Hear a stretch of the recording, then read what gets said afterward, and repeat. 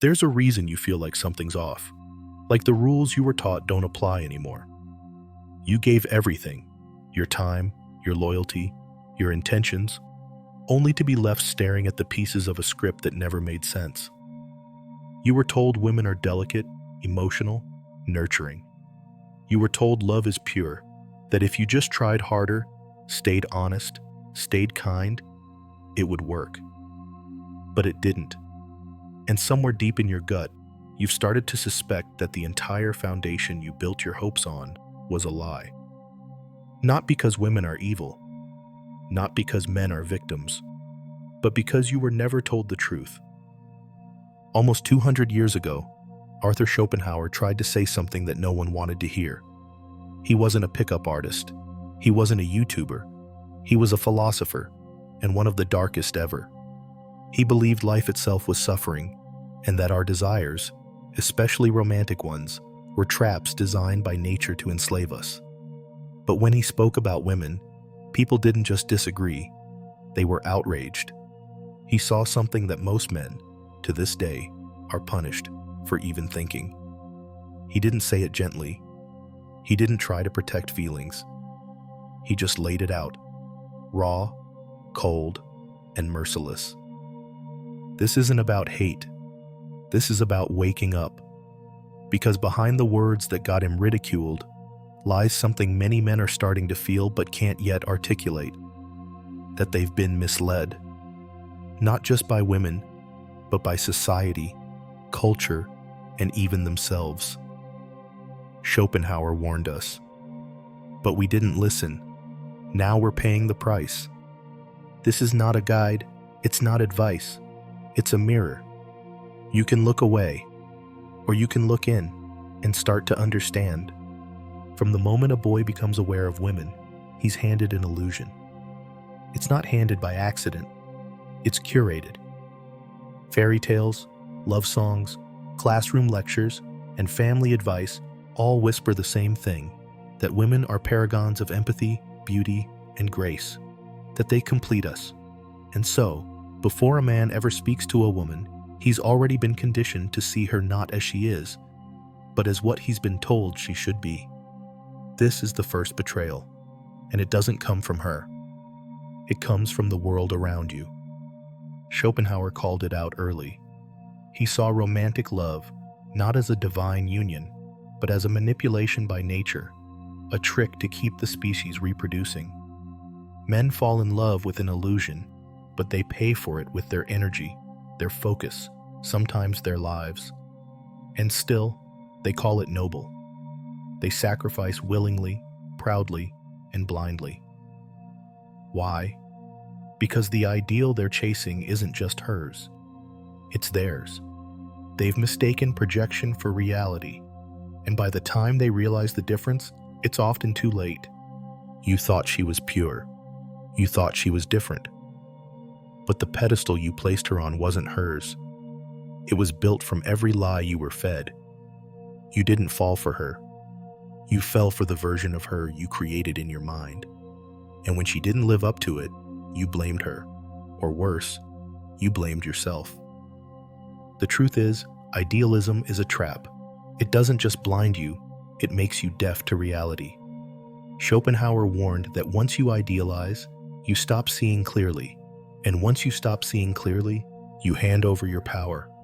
Every illusion you hold is a chain around your neck. And the worst part? You put it there yourself. You see it in her eyes. The wide, unbothered gaze, the soft voice, the way she acts, like the world is something happening to her, not something she's influencing. It disarms you. You drop your guard. You think she couldn't possibly be calculating, because how could someone so delicate, so innocent, possibly be dangerous? That's the performance. And it works. Not because she's evil, but because you're not watching closely enough. Schopenhauer didn't mince words. He described women as instinctively deceptive, not out of malice, but because nature equipped them for survival through manipulation, not confrontation. While men fight openly, women influence quietly. Not with force, but with suggestion. Not with strength, but with subtlety. The danger isn't in her words. It's in what she doesn't say. It's not in her actions. It's in your interpretation of them. Men mistake silence for purity. They confuse softness with morality. But that's not insight. That's projection. You see what you want to see, and she lets you. That's the mask. And it's not meant to hide who she is. It's meant to show you who you wish she were. Because the moment you believe she's harmless, you lower your defenses. And once you do that, the game is over. This isn't about villainy. It's about instinct. Women aren't taught to survive by overpowering men. They survive by influencing them. Through charm, through mystery, through selective vulnerability. It's not evil. It's evolutionary. But the man who can't recognize the mask is the man who will be ruled by it. Schopenhauer saw the game centuries ago. He watched men fall, not to violence, but to illusion. The mask wasn't a disguise. It was a weapon. And the worst part? She didn't even have to sharpen it. You handed her the blade. Schopenhauer understood something men today still don't. Power doesn't always wear a crown. Sometimes, it whispers in the ear of the man who does. That's the role women have played for centuries. Not the face of power, but the force behind it. And it's easy to miss, because men are obsessed with visible authority. But real influence isn't loud. It's patient. It doesn't demand. It steers. You look at history and see kings, generals, philosophers. You think it was all men at the helm. But behind those decisions, behind those crusades, behind those legacies, there was often a woman who didn't need the spotlight because she already had the strings. Schopenhauer saw that. He called it what it was: indirect rule. A soft empire built on emotional leverage and the male ego.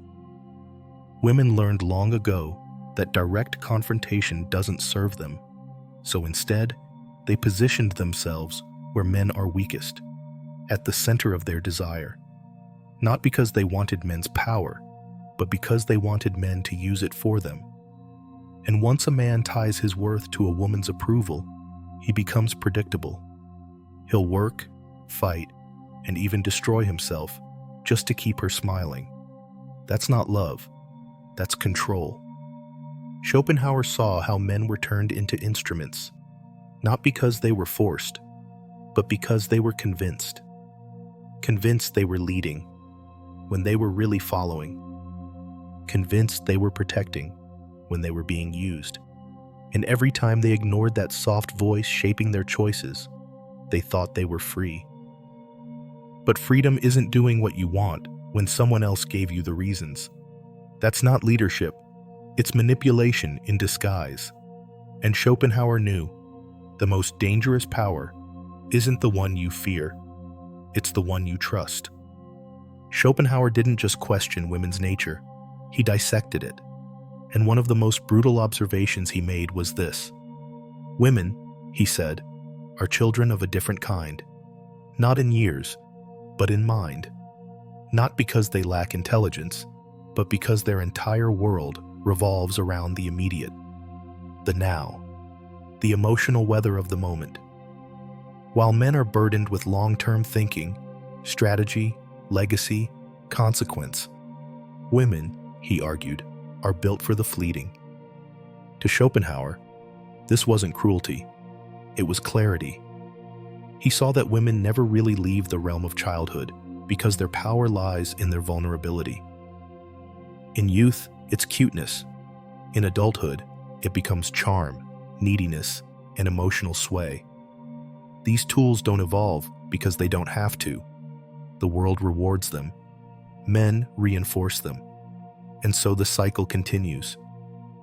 He believed that women's connection to deeper truth was always filtered through their feelings. That's why logic frustrates them.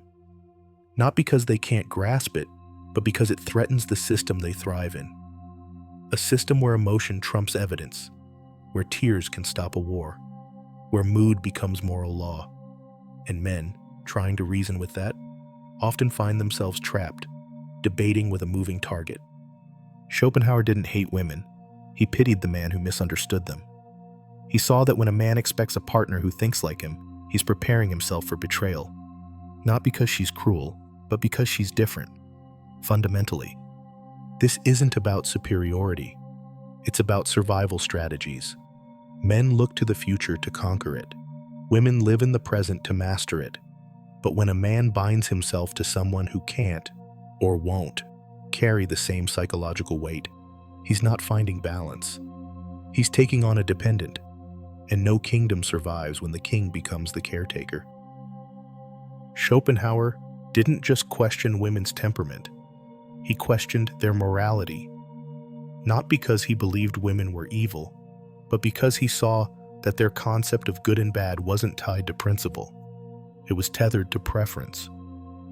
To him, morality in women wasn't a structure built on reason or justice. It was a costume stitched from convenience, worn when it fit, discarded when it didn't.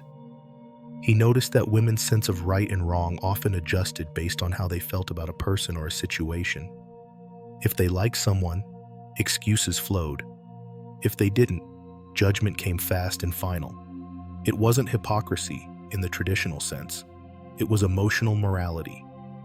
A code built not on fairness, but on loyalty, feelings, and power. Schopenhauer saw this not as a defect, but as a function. Women were not designed, he argued, for impartial judgment. They were designed for family survival. In that game, morality becomes flexible. It bends to protect what's close and destroy what's threatening. It's not justice, it's instinct dressed up as virtue.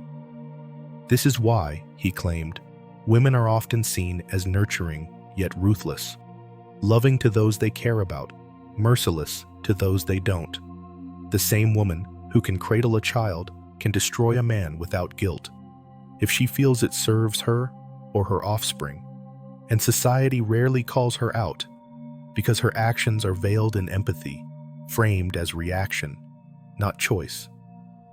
Schopenhauer's warning wasn't about paranoia. It was about understanding.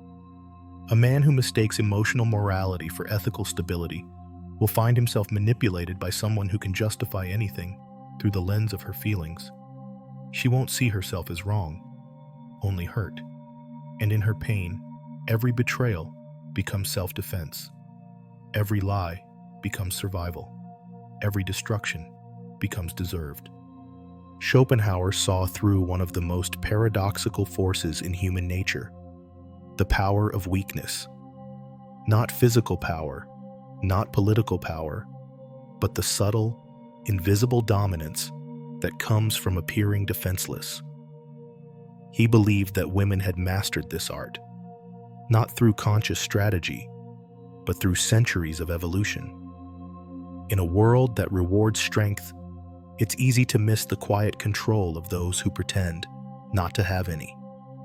To Schopenhauer, the appearance of fragility wasn't a flaw, it was a weapon. A woman did not need to demand power. She only needed to suggest vulnerability. Her tears were more potent than a man's threats. Her silence, more unsettling than any scream. Where a man must assert, a woman simply allows others to act on her behalf. And the irony is that the more helpless she seems, the more control she gains. He observed that men, driven by instinct and idealism, often fell into this trap. They rushed to rescue, to protect, to serve. Not because they were weak, but because they were wired to respond. A woman's display of weakness, whether real or feigned, activated the savior impulse in men, one that could be redirected, reshaped, even exploited. This wasn't manipulation in the typical sense. It was instinctual theater, perfected over generations. When society told women they were powerless, they learned to rule from the shadows. When they were excluded from the sword, they mastered the shield. And when they were denied authority, they found influence in sympathy, seduction, and surrender. Schopenhauer didn't blame women for this. He saw it as nature's balance. But he warned men, never confuse softness with submission. Power doesn't always shout. Sometimes it whispers. And the one who appears to need saving might already be steering the ship through your hands, not hers. Schopenhauer had no illusions about society's moral theater. He believed that the so-called moral superiority, often attributed to women, was a carefully woven illusion, one society not only tolerated, but celebrated. In his eyes, morality was not a constant truth, but a tool, and women, more than anyone else, had learned how to wear it like a mask.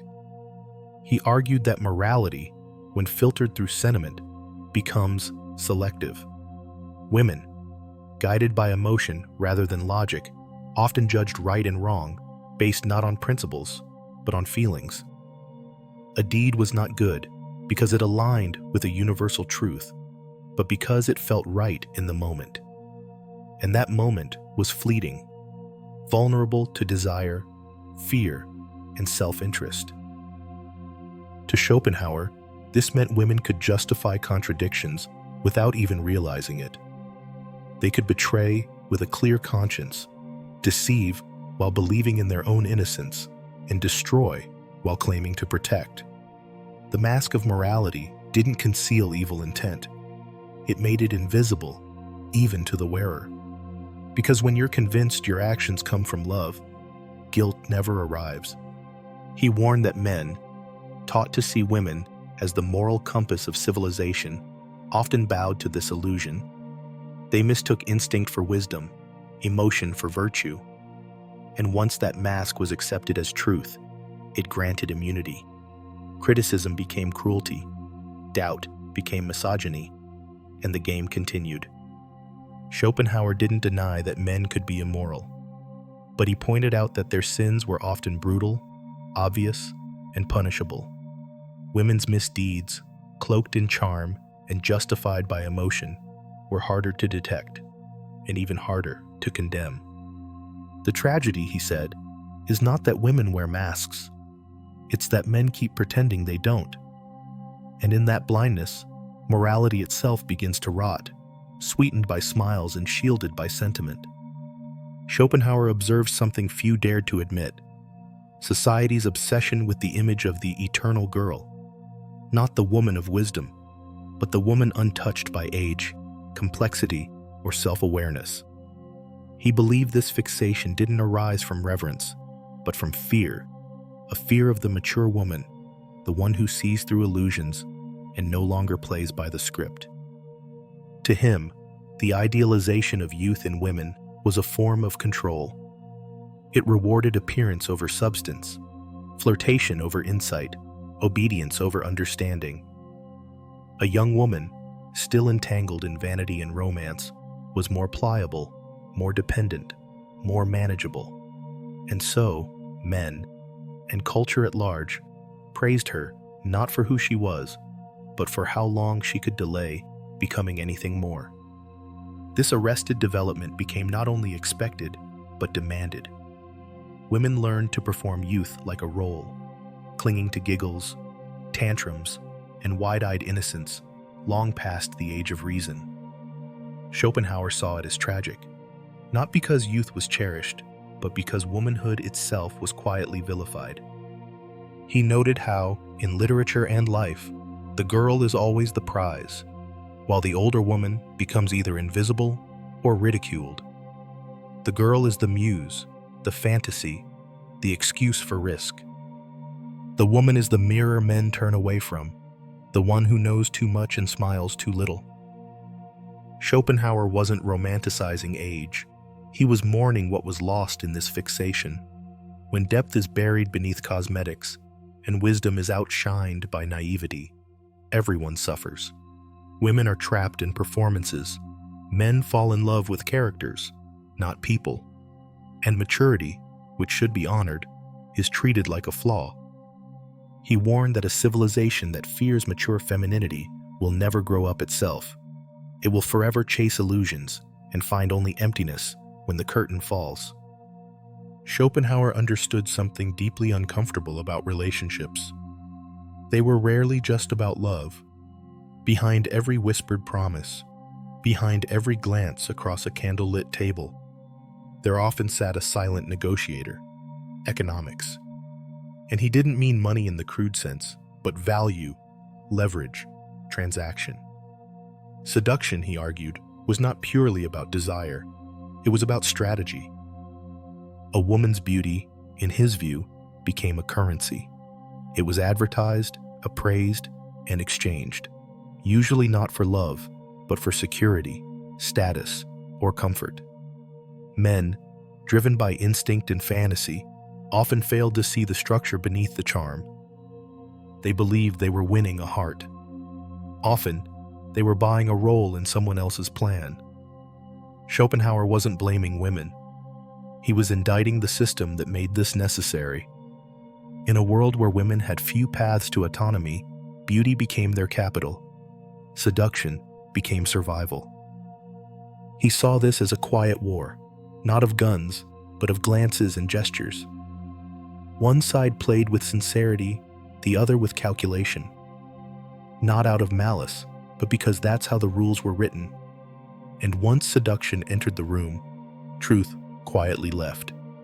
Relationships stopped being unions and became bargains. Love distorted into leverage. Even more damning, Schopenhauer believed this dynamic didn't end at marriage. It deepened. The man, having traded, began to pay. He worked, sacrificed, submitted, not to build something mutual, but to maintain the illusion. The woman, now secured, wielded power not through tenderness, but entitlement. Intimacy turned into obligation. Passion became policy. This wasn't bitterness, it was diagnosis. Schopenhauer believed that as long as desire could be weaponized, love would remain corrupted. Until men saw the architecture of seduction for what it was, a machine masked as magic, they would continue walking into traps, smiling, never realizing they were already sold. Schopenhauer was ruthless when it came to cultural delusions, and perhaps none irritated him more than the carefully preserved myth of female innocence. To him, it wasn't just false, it was dangerous. This idealized image of the pure, gentle, morally superior woman wasn't born of observation, but of convenience. Men needed to believe it. Society demanded it, but reality never supported it. He argued that women were not inherently more virtuous than men. They were simply trained to present themselves that way. From a young age, girls were taught the art of appearance, how to smile without feeling, how to soften language, how to conceal intention behind a mask of passivity. Society applauded these performances as virtue, but Schopenhauer saw them as camouflage. In private, behind the veil of etiquette, he believed women wielded their own form of power, subtle, psychological, and often more ruthless than the brute strength of men. If a man used force, a woman used guilt. If he made threats, she cried. Where he pushed, she withdrew. She didn't need to fight. She only had to manipulate. And the worst part? Most men had no idea they were being moved. They thought they were in charge. They weren't even on the board. Schopenhauer wasn't accusing women of being evil. He was accusing society of lying, of dressing strategy as sincerity, of turning weakness into a weapon, and of calling it feminine grace. The myth of innocence protected women from accountability and blinded men to danger. It allowed one gender to act while the other apologized. This wasn't about hate. It was about warning. As long as men continued to chase ideals instead of individuals, they would never see what stood before them. They'd keep falling for illusions, then calling it betrayal when reality finally answered back. When Schopenhauer spoke, few listened. When he died, most forgot. And when the world evolved into something louder, faster, more self-assured, his warnings were buried under the noise. But silence doesn't mean safety. It just means we stopped asking the right questions. The tragedy wasn't that he was controversial.